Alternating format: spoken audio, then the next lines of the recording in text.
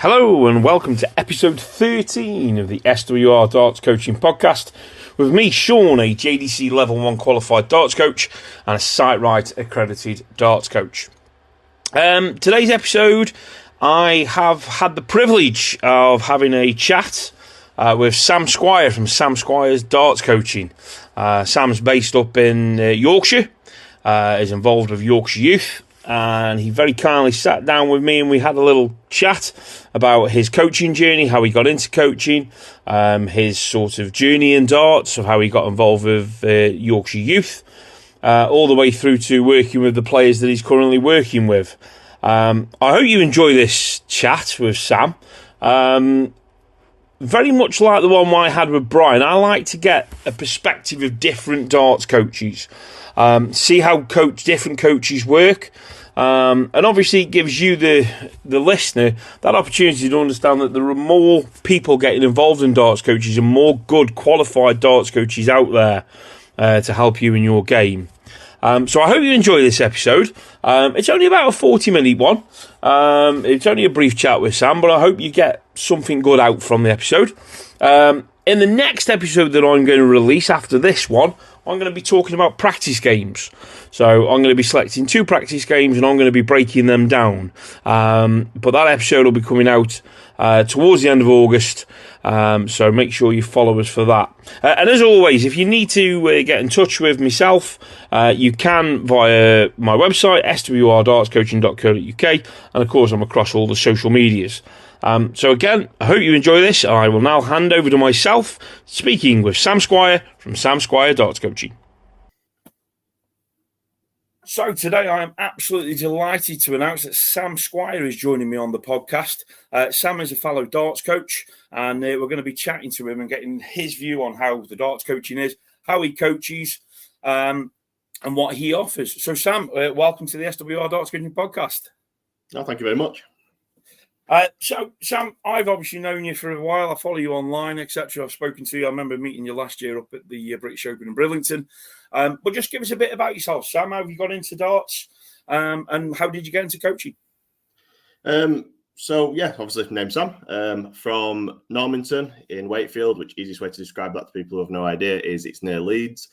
I got into darts when I was around 12-year-old. Normal stuff. My dad got me a dartboard when I was younger. Started playing, took an interest. Started playing for a local team. Played in Yorkshire Youth, and sort of just went through from there. And then obviously the JDC Level 1 came up to do last February. So went and did that down at Winmar Red Dragon. Just gone from there. Fantastic stuff. And obviously, as you say there, Sam, with the JDC, how did you find the JDC qualification, if you don't mind me asking? Enjoyable. I mean, it was sort of everything I expected it to be in a fashion. Showing you how to structure sessions, talking about, all different players and things like that. And again, that's to sort of be expected. It's all sort of things, again, I already knew, but, they've obviously got to go through it to make sure that you're doing it to sort of how they want you to do it. Yeah, of course. And I've likened it in the past on some previous episodes. And I think I spoke with Brian about this one. And I likened it a little bit to the FA Level 1 football coaching course back as it was back in the day, where, it is giving us that sort of the understanding of what we know as coaches already, but helping us to sort of just make sure that when we're going out there and we're coaching youngsters, predominantly the youngsters, obviously that's what he was aimed at, that we're making sure that it's structured right, that we're giving them the best advice to put that for them to put in their toolbox to go away and get on the dartboard with, shall we say. So you've said there, Sam, obviously you've played a bit of darts, and obviously we're going to touch a bit later on in the episode about your involvement with the county youth. Yorkshire, wasn't it? Sorry. Yeah, Yorkshire Youth. Yeah, played. Yeah. Which I'm being 13, and now me and my girlfriend and another lad, we run it. Fantastic stuff. And obviously, I'm hoping one day that you might clash with Staffordshire and we can meet up. That would be fantastic. At some point. Definitely, mate. Definitely will. Although I've got to put a little disclaimer out there. I keep saying I'm going to get more and more involved with Staffordshire Youth, and if they are listening to this, I can imagine Zoe from Staffordshire Youth is shaking her head at the moment, going, "Yes, Sean, start turning up a bit more." But what's your earliest darting memory for yourself, my friend? For myself, I mean, obviously, I vaguely remembered, starting to play and them sort of things. But the one that really sticks out to me was it's hitting my first 180, and the first 180 were actually in a cup game, and it's a funny one because the league that I played in used to get like a little pin badge with a 180 on if you hit one, but they had this weird rule that you didn't get one if you hit one in the cup. But because it had made me the youngest 180 hitter in the league, they actually got around and give me one. So that's sort of my earliest memory. Oh, no, I think that's right. I think they should give you a medal note for that if you've hit one. I know many places are the same. If you get something in a cup, it doesn't count. Even if you do the big fish in a cup, sometimes you don't get that as the highest checkout of the season. It is a shame, but it's good that they did acknowledge that for you, mate. You've mentioned that obviously, when you were young, you were playing in the leagues, etc. I don't know how it is up sort of Yorkshire way and everything, or how you found it in other places. But do you think pub leagues, if you will, and I'll call them pub leagues, should be encouraging more and more younger players to come and play in them leagues? Oh yeah, absolutely. That's majority of the time that's the starting point. End of the day, for a lot of people my age and probably up to, probably everyone older than me, that was always the starting point, was playing in a pub league. The problem we're starting to see, and especially there's a few round my area now that are actually turning these youngsters away. I've got a couple of young lads that come for sessions with me who have been turned away because they're not 18 and these sort of things. And I think, we're turning away these young lads and, and lasses as well that are wanting to, have a go and try and play in these leagues and try and improve the darts, and being turned away just because, they're not 18. I get that. But, they're coming to play the darts and that's all they want to do. Yeah, no, it's exactly the same. And, I've known of a couple of situations in our local league where we've got quite a few young players that play in one of the Tuesday night league. And a young man, he entered merits, which I thought was very, very bold of him. He's a 14-year-old lad and he's entered merits. And where he was drawn at for the venue, he turned up there and the landlord turned around and said, "Sorry, you can't come in." Yeah. And he's like, "Well, I've come for the merits." Like his dad was there with him. He says, "Well, I don't have children in the pub after 7 o'clock, so you can't come in." And I just thought that was, for him, such a shame. Because you never know, is the luck of the draw, or he is a good player as well. He might have got through, and I thought it was such a shame. But I mean, up around the country as well, we are starting to see more and more youth knockouts, or under 18s knockouts, as I know a lot of people are calling it. Are you finding that as well around your area, that there is more and more sort of under 18s knockouts happening? I wouldn't say that as such, no, because it's a weird one around Yorkshire, because we're only just starting to see the actual JDC academies pop up around here, which, again, it's something that I've looked into previously, but just not been able to really make work. But you're starting to see more and more, like I said, these JDCs, academies are popping up. It's looking like we're now going to have 2 in Yorkshire, which, is a start.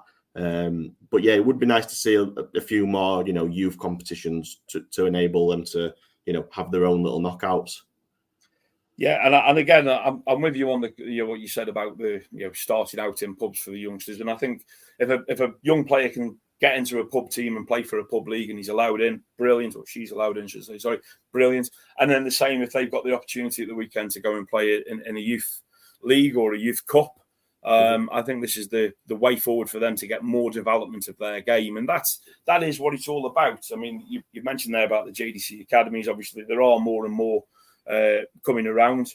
Are you noticing anything within your youth section of Yorkshire where the players are hungry for the JDC academy, or of going to academies away from their local area just to get that little bit more experience to help them at the county level? Yeah, definitely starting to see it more. I'm not saying that every child is, because for some it doesn't work. And like I said, with Yorkshire being such a large area, and up to 6 months ago we didn't have any academies, and now it's looking like we're going to have 2, which again, like I say, it's good. So hoping to start to see a few from them start to filter through to the youth side. But yeah, we did start to see a couple coming through, and they were having to travel over to Blackburn to see Keith over there. So we had a couple come over from him, which did actually live in Yorkshire, but again, that was the closest one up to around 6 months ago. No, that's great stuff. It's great stuff. Like I said, for me, I think it's just great that they are getting somewhere that they can go and play darts, and structured darts, as I like to call it, as well as I've mentioned on the episodes been previous.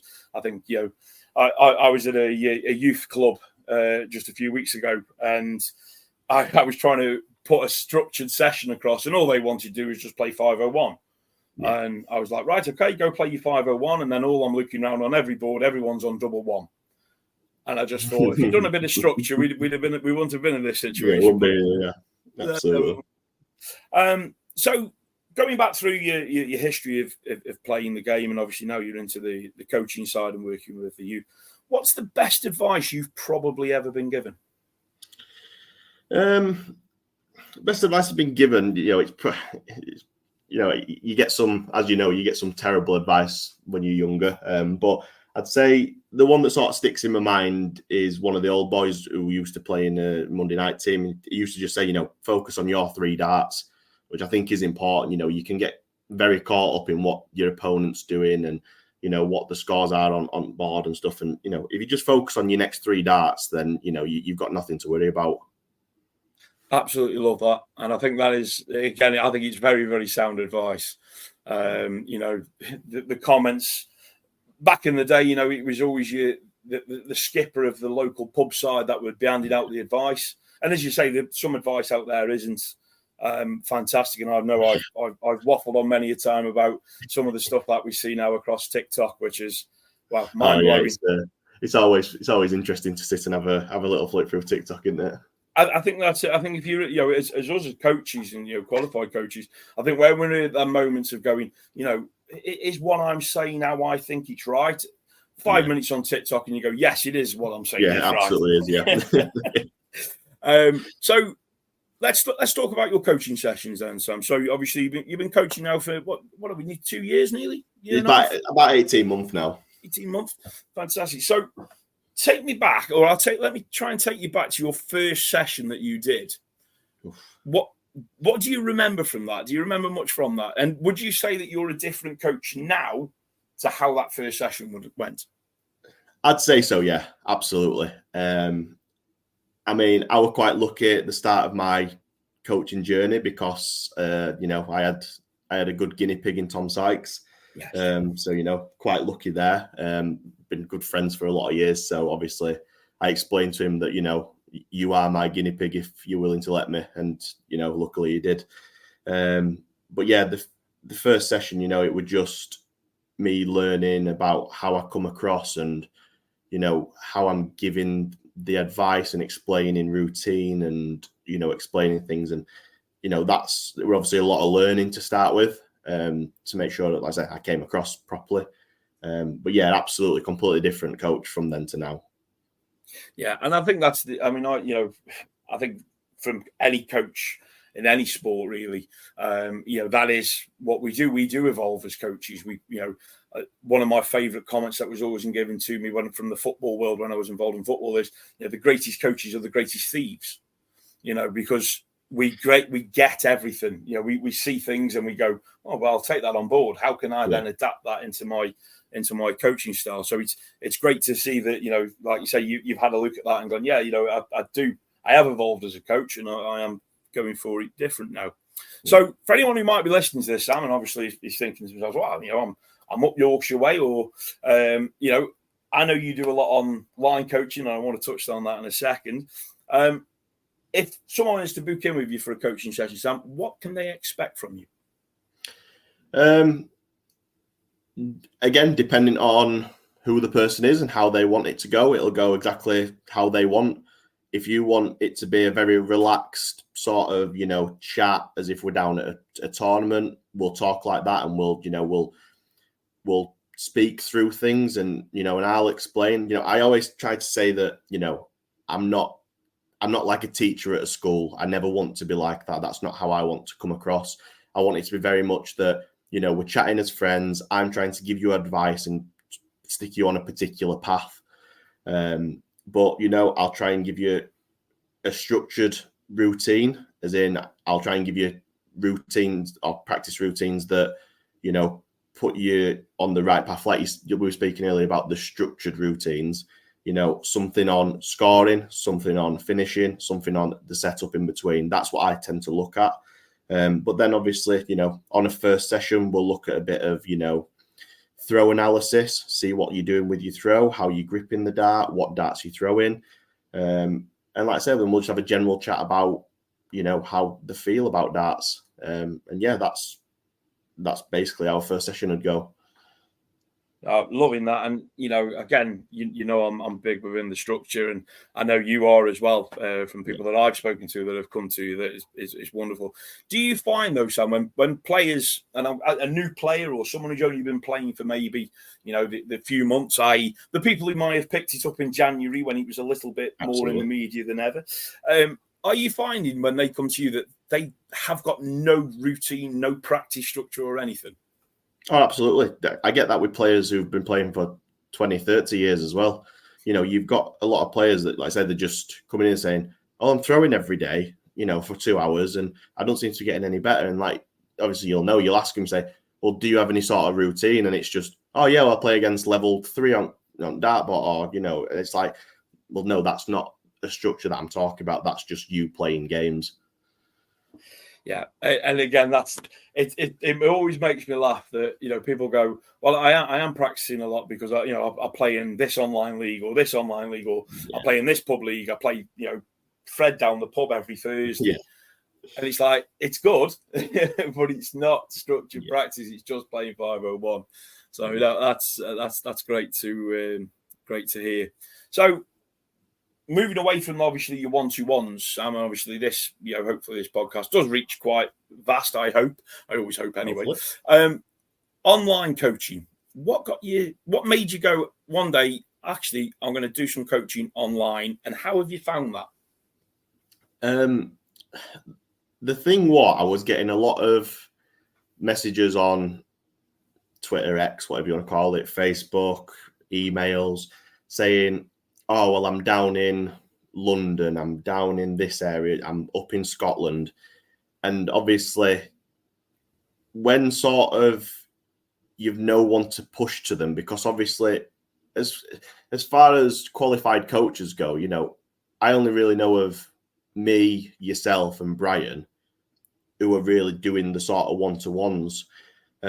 So when people are saying, these certain places where, as far as I'm aware, there's no coaches who are doing this, I've nowhere to give them. So eventually I just thought, well, I'm going to have to try and do this online to at least try and help these people who, are asking for the help. So I thought, you know what, I'll give it a go, see what happens. First couple of times were absolute disasters. It really was tricky to get going. I'd like to think I'm fairly tech savvy, but even I were a bit confused sometimes. But once I'd done a couple of test runs with, people I know and people that I'd done sessions 1-to-1 with previously in person, sort of finally got it right. I'm not going to sit here and say that it's as good as an in-person session because I'd be lying. But it is definitely, the next best thing, and it's not far off being perfect. Yeah, and I know I think I touched on it when we spoke to Brian Ivey, and obviously I've mentioned it on all ones. For me, that online side, it is great, and it is reaching out to the people that haven't got a qualified coach within their area, so they are taking their advice from the skipper of the pub who's played darts for 60 years and refuses to do a tops for 80. We know they're out there, but it's not. I've always found it's not hands-on. I can't physically go and grab that person's arm and say, no, this is where it's going to be. But as you say, the advancement in technology and cameras and everything, you are getting a better picture quality, I dare say, of how their throw is coming through. So at least you can see, is the follow through going through, are the snatching from the wrist, is the shoulder going up, and all that, etc. So it's good that that you're sort of going for the online thing, and I think it is. I think it's something that will only continue to grow from my personal point of view. So if someone wants to sort of online coaching with you, so what do they need? What do they need to start out with you? Right. So here we go. So you need 2 devices. So a phone, a tablet, a laptop, anything that's got, a decent camera on it, and connect to the internet, and that you can download Microsoft Teams on. So that's basically, like I say, any phone, tablet, laptop, computer, whatever you've got. What you need to do is, let's say, have Microsoft Teams downloaded on both, and you need to have them signed into separate emails. And then all I do is I have one camera facing the dartboard so I can see what you're actually hitting, and then one camera facing the player so I can see what they're doing with the throw. Obviously, the better camera they've got, the better quality session, and obviously the better internet connection they've got, the better the session too. Yeah, I mean, again, the advancement in the cameras in phones these days is unbelievable. So yeah, it is getting a lot better. And I suppose a lot of people who will probably play online, they will already have them 2 devices as well. Yeah. So it's not as complicated as it's. I think again, some people might go, "Oh, online, I'm not too sure," but again, it's not like you've definitely. People have got a phone, and 9 times out of 10 they'll have like you say, the laptop about them as well. Yeah, so it's great that they've got them sort of things to get going straight away with you. So that's great. And obviously, at the end of the podcast, we'll talk about where people can find you. And obviously, I'll be putting all the links in the description, and then all the text on the posts that I put out across the social media. So.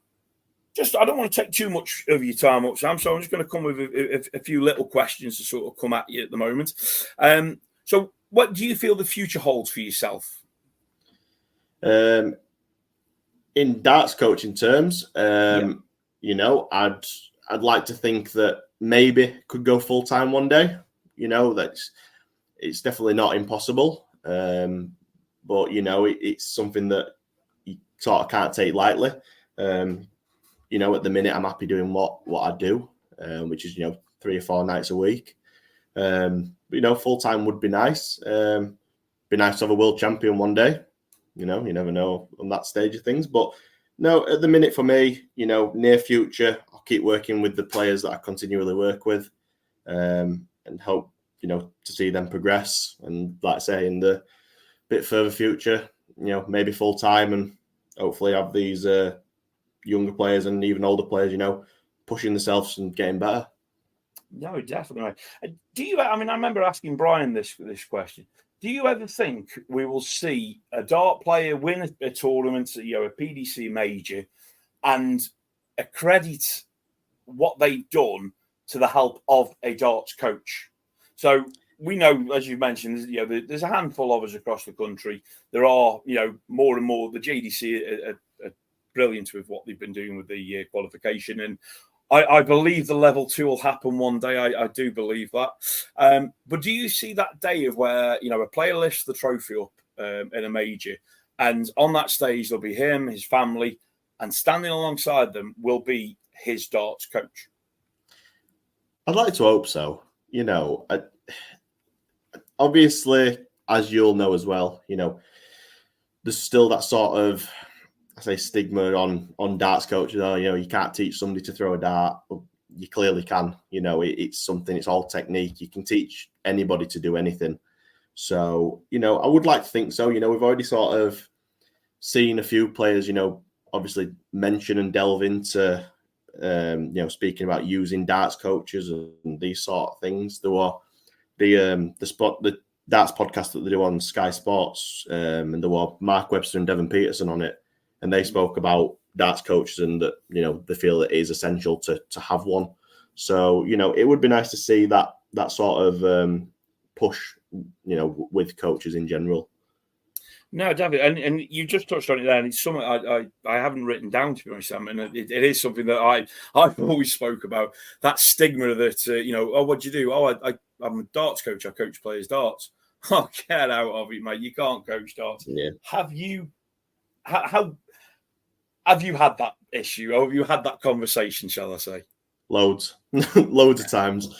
Yeah, I get it a lot. I've had it with some big names around here. I've spoke to ex-professionals and told them that I do it, and even some of them shrug it off. Some people at my actual workplace, they're the same. It's just it's still one of the things, and I think people are warming to it a little bit. They're seeing some of the work that's being done. It's nice to see when you've sort of helped somebody for a little bit of time, and somebody who were maybe laughing at you for doing the coaching, and then they go and beat them, and you think, well, there you go. Yeah, no, that is something I've always said. I'd love for someone just to go, oh, you never used to be good at darts. Well, yeah, I've been working with such and such darts coach, and now I'm this is where I am, and now I'm going to quit my job and I'm going to become a professional player, all thanks from the work with a darts coach. But it is the stigma is still there. I don't think we're going to see that disappear in the immediate future, but I do hope down the line it will, because I think amateur players more now are looking for it. I think there's a lot more that are still looking for perfection, which is a shame. I don't know how you found it in your sessions, Sam, but I know I've had people come, and when they've left, I've touched base with them a couple of weeks later, and they've gone, well, no, I'm still not hitting 180s regular, and I'm still sitting around this average. I've come to you because I want to be a 90 average, and I'm still sitting around 50. Doesn't quite work like that. Yeah, like I say, you get them players that they want it all there and then, but obviously they've got. I do explain to a lot of players when they first come in, the players that I know that are going to be like that. I say, it's not all going to happen overnight. You've got to spend the time, go away, and understand that it's a slow progress. It's very, very rare that you see anyone, chuck 20 points onto the average within a couple of weeks. It just doesn't happen. Totally agree. Last couple of questions I'm going to throw at you, Sam, and then obviously we'll wrap up this podcast. Really odd question. Let's send you in the future. 1.21 gigawatts, sending you the DeLorean into the future. Who do you think might be world champion in 2034? Oh, it's a tough question. 10 years down the line, and literally anything can happen. Obviously, you'd be daft to not mention Luke Littler in that conversation. Yep. But, without going with somebody too obvious, lad from up north, you may have heard of him, young lad called Dan Stevenson, from Northumberland way. He were on Modus, I think, either last week or the week before. Known Dan for quite a few years now, and he just always seems to get better and better. So, just to chuck a name out there for 10 years' time, Dan Stevenson's up there for me. Well, hopefully this will still be lurking around the internet in that time, and people will go, he got it. Yeah, but you're right though. There is there's a lot of young players coming through now, and I was talking to someone a few weeks ago at an ADC event I went to, and I said in probably 4 years' time, the World Championships is going to look very interesting in my view, because a lot of the JDC youngsters that are coming through, or a lot of them that have, shall we say, advanced now and qualified away from the JDC, they're going to be on the Pro Tour in not too long time. Yeah. And there's a lot of them who were pushing Luke Littler when he was where he was at before this year. So I do think in 5 years' time, like you say, and again, what the Modus is doing is fantastic as well. Yeah. I know we mentioned Tom Sykes earlier. And it's been a great platform for him as well. Yeah, absolutely. Modus, it's helping so many players. It's like I say, it's giving him that little bit of TV time, which is needed for a lot of them. It's just that little push that they need. But yeah, for like I said, you obviously speaking about the young players on JDC. There's plenty of them that, again, I've seen sort of come from being very young because of the youth system. Especially up north and Yorkshire as well. There's a lot of players that, in next 5 years, they absolutely will be some of them that are on that Pro Tour. No, good. And again, it's only going to strengthen, the game of darts. One question I've only just thought of, and I thought, let's ask you the question, because we all know what I talk about practice and practice routines, etc. What's your favourite practice game at the moment, son? What's the one you'll go to on the dartboard if you went for a practice? If I'm being honest, I very rarely practice anymore because I don't play too much, not as much as I'd like anymore. I do like doing the JDC routine. I think it's just it's a nice sort of chilled routine to do. But one that I enjoy doing is, again, you may have played it. It's like a noughts and crosses style finishing game. So you draw like a noughts and crosses grid. You do a random number generator, usually between 60 and 120. Generate 9 times, put them in. When you check it out, your name goes on that square. You try and get a full line. Brilliant. Yeah. No, again, it's them sort of things as well. That's what makes me laugh with a lot of people when they don't mock the practice game, shall I say, but they're like they snuff at them. Don't know, but that is exactly there. If you've got two guys going down a pub for a game of darts, they'll play that 501. That's what they'll do. But what you just said there is what they could do, and they'll get so much more out of doing that than they would just playing 501 and both getting stuck on double one. Absolutely. And we know it happens. Yes, absolutely.